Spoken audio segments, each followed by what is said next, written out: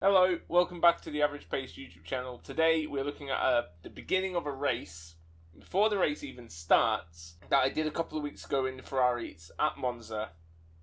And it's part 2 of the best way to practice in iRacing. And this one is all focusing on looking ahead, but not in the context that it usually is, which is looking at the apex and looking ahead down the road, looking for the exit and stuff. As important as all that is, I covered some of that in my previous video. Today, we're talking about being aware of what's going on around you and how a lack of awareness can have a detrimental effect on not just your race, but the race of everybody around you. Now, we're with the number 9 car, coming down the back straight towards Parabolica. Now, he's got a good gap between him and the white car in front of him until now. He was caught out a bit there, and now he's following them round. I don't know why it's skipping, but he should be over to the right a little bit. Like, the position that he's in now, with half of his car to the left of the white car, half of his car should be to the right of the white car, so he can see all the way down here and look at this gaggle of cars here. As he should be aware of not just what's happening with the car in front of him or to the side of him, but what's going on with the cars in front of him. So he's too close now. I know it's the beginning of the race. I know you want to, not only keep the position you're in, but gain positions. But you've got to leave room, because it's just like in real life, if that white car slams on his brakes right now, number 9 is going right up his backside. And he won't have time to react, he won't have time to slow down, and it will be an accident. So, guess what happens? These cars here, there's the leader. They think he's gone, he hasn't, he's slowed down again, so they all bunch up. White car slows down to avoid an incident. Number 9 goes into the back of him, pummels him into the back of the next white car, and it just wrecks.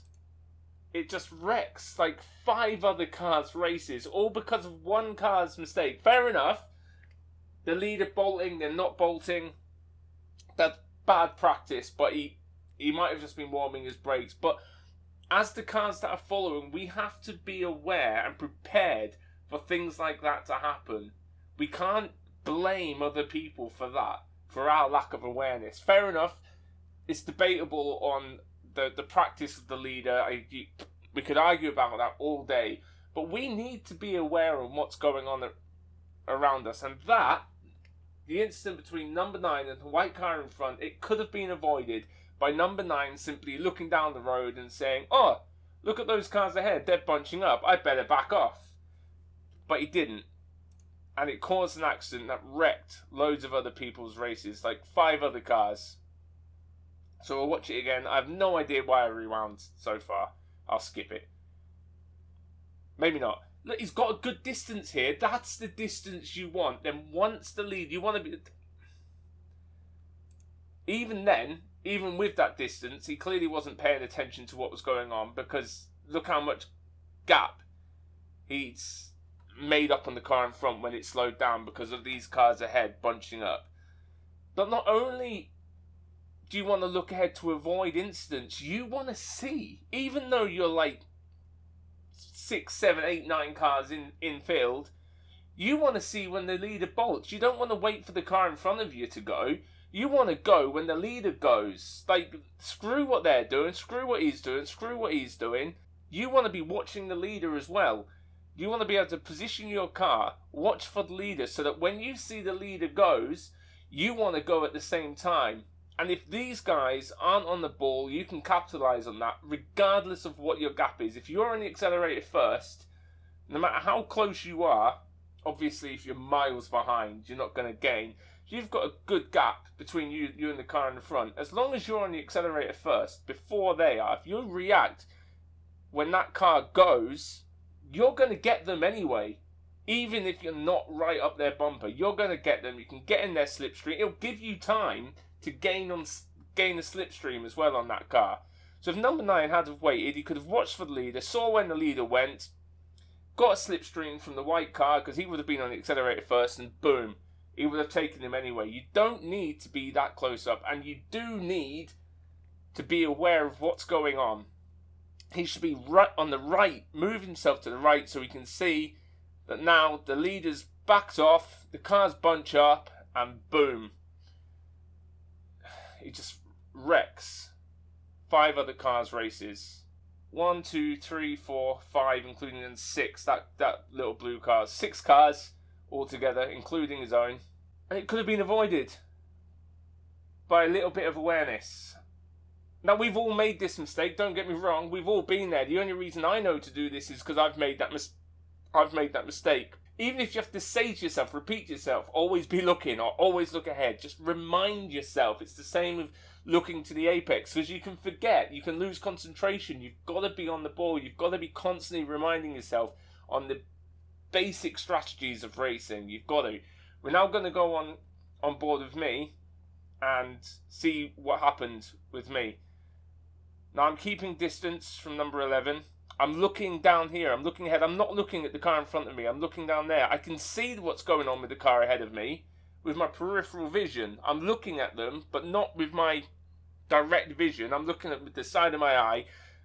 I'm more concerned with what's going on down there, so I can see if there's any potential incidents, any potential bunching up, and I can see when the leaders go. Because I want to go when they go. I don't want to wait. It's like when you're at traffic lights. Have you ever been at a traffic light? You're sat in a long row of cars, and then the lights go green, and then every car that's in front of you, they don't go when it goes green. They go when the car in front of them goes. So it's like 1, 2, 3, 4. It's not efficient, and it's bloody annoying. If we all go when it goes green, we can all get off at the same time. It's got nothing to do with reaction times. But that's a whole other subject. We want to go when the leader goes, so we want to be looking ahead. We want to be looking down the road and seeing it. But I've said all that, you get it. So right now, I'm looking and I see the cars bunching up. So I slow down, I get off the accelerator, I slow right down. I see the accident start to happen. I've nearly stopped, but I'm in one piece, I can go, and you know what? I've gained positions. I slowed right down to nearly a stop. We counted the cars, 6 cars. I gained 6 positions by nearly stopping the car. Fair enough, the leaders are further down the road, but you're alive, you can get to the end of the race. Good practice to be aware of what is going on at all times. All times, notwithstanding saving your own race, but not wrecking the race of other people as well. That is because if you wreck someone else's race, you've also wrecked your own 9 times out of 10, and that's not a good thing. So you haven't lost a lot of ground to the leaders. There's another ding dong into turn 1 and 2, but that's just Monza. That's just the Ferraris, to be fair. The D-Class Ferrari series. You've got to, like, if there's any series in iRacing where you have to be aware and paying attention what's going on ahead of you, it's the D-Class Fixed series. Well, that's it. I'm not going to show you the rest of the race. It's a good race, but it's, I don't know, it's about 2 weeks old now, and I don't know. It was a good race though.